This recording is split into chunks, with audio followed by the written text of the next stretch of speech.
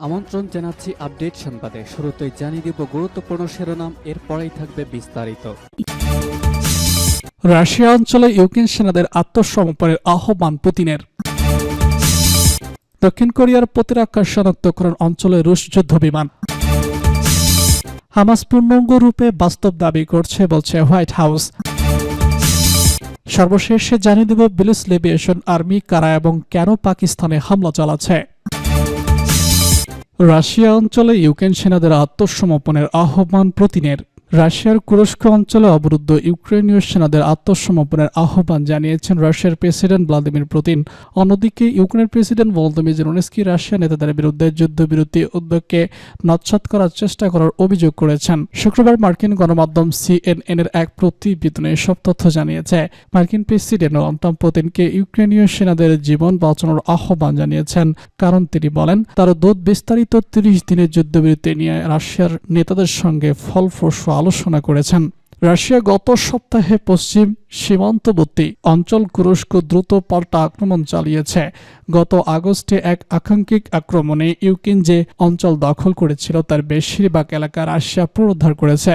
3 বছর ধরে চলা যুদ্ধের শান্তি আলোচনার দ্বার কষাকষির হাতিয়ার হিসেবে এই অঞ্চলের উপর তার দখল ব্যবহারের ইউক্রেনের পরিকল্পনার জন্য কুরস্ক পরাজয় একটি বড় ধাক্কা হবে। রাশিয়ান টেলিভিশনে সম্প্রচারিত এক বক্তব্যে পুতিন বলেন, আমরা মার্কিন প্রেসিডেন্ট ট্রাম্পের বিবৃতি আলোচনা করেছি।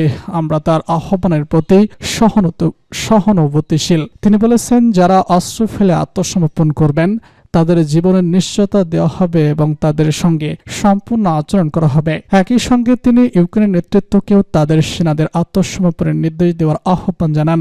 ট্রাম্প বলেছেন, হাজার হাজার ইউক্রেনীয় সেনা রুশ সামরিক বাহিনী কর্তৃক সম্পূর্ণরূপে বেষ্টিত এবং খুবই খারাপ এবং ঝুঁকিপূর্ণ অবস্থানে রয়েছে। ইউক্রেনের সামরিক নেতৃত্ব এই দাবি অস্বীকার করেছে। তাদের ইউনিটগুলোতে ঘিরে ফেলার কোনো হুমকি নেই।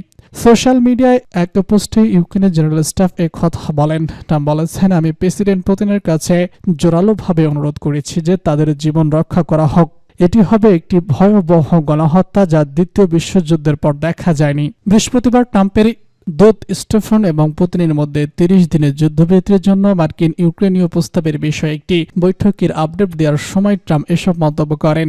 ট্রাম্প তার ট্রুথ ন্যাশনাল প্ল্যাটফর্মে বলেছেন, রাশিয়ার প্রেসিডেন্ট ভ্লাদিমির পুতিনের সঙ্গে আমাদের খুব ভালো এবং ফলপ্রসূ আলোচনা হয়েছে। এই ভয়াবহ রক্তক্ষয়ী যুদ্ধের অবশেষে অবসান হওয়ার সম্ভাবনা খুব বেশি বলে মন্তব্য করেন তিনি। পুতিন বৃহস্পতিবার বলেছেন, প্রস্তাবটি সম্পর্কে তার গুরুত্বর প্রশ্ন রয়েছে এবং তুরস্কের ঘটনাগুলো যুদ্ধবিরতির দিকে পরবর্তী পদক্ষেপগুলোকে প্রভাবিত করবে। জেলেনস্কি রাশিয়ার নেতাদের বিরুদ্ধে যুদ্ধবিরতি উদ্যোগকে দুর্বল করার চেষ্টার অভিযোগ করেছেন। জেলেনস্কি এক্স এ পোস্টে বলেছেন, যুদ্ধবিরতির আগে থেকে অত্যন্ত কঠিন এবং গ্রহণযোগ্য পরিস্থিতি তৈরি করে পুতিন এখন কূটনীতিক ধ্বংস করার জন্য যথাযথ চেষ্টা করছেন। শুক্রবার ক্রেমলিন বলেছে তারা আশাবাদী যে একটি চুক্তিতে পৌঁছানো সম্ভব, তবে আলোচনা এগিয়ে যাওয়ার আগে ট্রাম্প এবং পুতিনকে সরাসরি কথা হবে। দক্ষিণ কোরিয়ার প্রতিরক্ষা শনাক্তকরণ অঞ্চলে রুশ যুদ্ধ বিমান।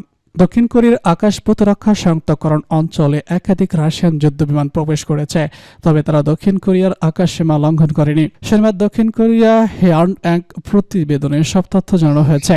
দক্ষিণ কোরিয়ার জয়েন্ট চিফ অফ স্টাফ জানিয়েছে, যার ফলে দক্ষিণ কোরিয়া তাদের যুদ্ধবিমান পাঠাতে বাধ্য হয়েছে। জেসিএস এক নোটিশে জানিয়েছে, রাশিয়ার সামরিক বিমানগুলো সকাল 9:20 দিকে ধারাবাহিকভাবে কাজিদে প্রবেশ করে এবং বিমান প্রতিরক্ষা অঞ্চলের পূর্ব এবং দক্ষিণ অঞ্চলে চলে যায়, তবে তারা দক্ষিণ কোরিয়ার আকাশ সীমা লঙ্ঘন করেনি। জেসিএস জানিয়েছে তারা কেএডিএস এর প্রবেশের আগে রাশিয়ান বিমানগুলো শনাক্ত করেছিল এবং পরিস্থিতি মোকাবেলায় বিমান বাহিনীর জোটগুলো ঘটনাস্থলে প্রেরণ করেছিল।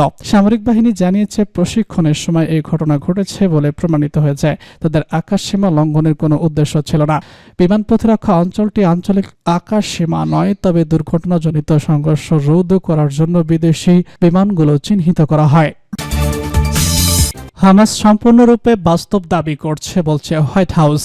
ফিলিস্তিনি প্রতিরোধ আন্দোলন হামাসের বিরুদ্ধে সম্পূর্ণরূপে বাস্তব দাবি করার অভিযোগ এনেছে হোয়াইট হাউস। পাশাপাশি সশস্ত্র সংগঠনটিকে গাজার যুদ্ধবিরতির মেয়াদ বাড়ানোর বিনিময়ে মার্কিন জিম্মির মুক্তিতে বাধা দেওয়ার জন্য অভিযুক্ত করা হয়েছে। শুক্রবার এক প্রতিবেদনে এসব তথ্য জানিয়েছে আরব নিউজ। মার্কিন প্রেসিডেন্ট ডোনাল্ড ট্রাম্পের মধ্যপ্রাচ্য বিষয়ক দূত মার্কিন জাতীয় নিরাপত্তা পরিষদের কার্যালয় থেকে এক বিবৃতিতে বলা হয়েছে, সময় তাদের পক্ষে ভেবে হামাস খুব খারাপভাবে বাজি ধরছে, কিন্তু তা নয়। বিবৃতিতে আরো বলা হয়েছে, হামাস সময়সীমা সম্পর্কে ভালোভাবেই অবগত। তাদের জানা উচিত যে যদি সেই সময়সীমা পার হয়ে যায় তবে আমরা সেই অনুযায়ী প্রতিক্রিয়া জানাবো।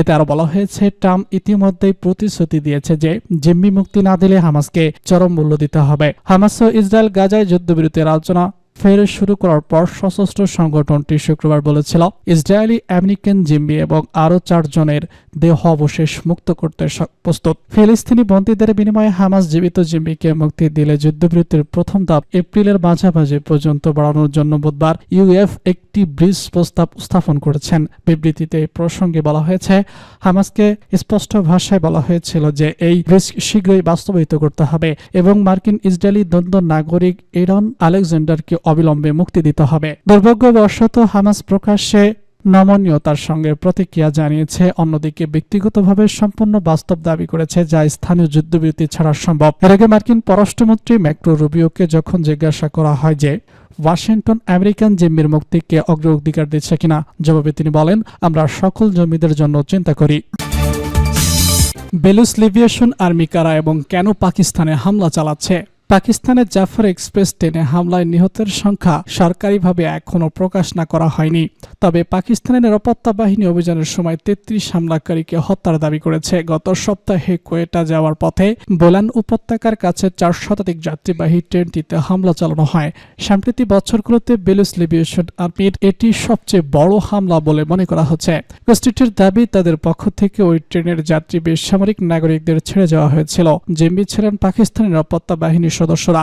পরবর্তীতে বেলুচিস্তানের যেসব রাজনৈতিক বন্দী রয়েছে তাদের মুক্তির দাবি জানিয়েছিল বিএলএ। ট্রেনে যাত্রীদের জিম্মির ঘটনায় 2 দিন পর পাকিস্তানি সেনাবাহিনী অভিযান চালিয়ে যাত্রীদের উদ্ধার করার দাবি করেছে।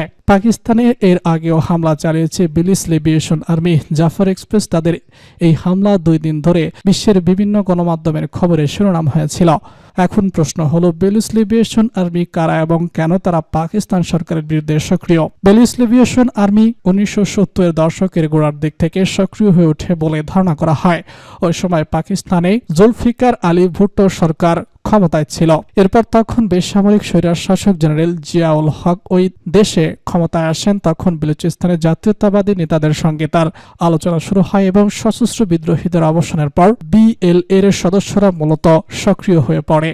কিন্তু 2000 সালে তার আবার সক্রিয় হয়ে ওঠে। সে সময় পারভেজ মোশাররফ পাকিস্তানের ক্ষমতায় ছিলেন। এরপর বেলুচিস্তান হাইকোর্টের বিচারক নওয়াজ মার্কিকে হত্যা করা হয়। ওই ঘটনায় মার্বি নামে এক রাজনীতি এবং তার ছেলের বিরুদ্ধে অভিযোগ ওঠে।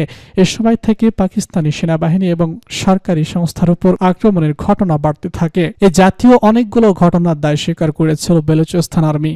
পাকিস্তানে 2006 সালে বেলুচিস্তান আর্মিকে নিষিদ্ধ ঘোষণা করা হয়। সেই সময় খায়ের খবস মারামারি মার্বির ছেলে বালাচ মার্বিকে ওই গোষ্ঠীর নেতা হিসেবে ঘোষণা করা হয়। এরপর হঠাৎ 2007 সালের নভেম্বর মাসে বালাচ মার্বির মৃত্যুর খবর পাওয়া যায়। পরে বিএলএর পক্ষ থেকে খবরটি নিশ্চিত করে জানানো হয়। ডোমান্ড লাইনের কাছে সংঘর্ষের সময় তাদের এই হামলার মৃত্যু হয়েছে।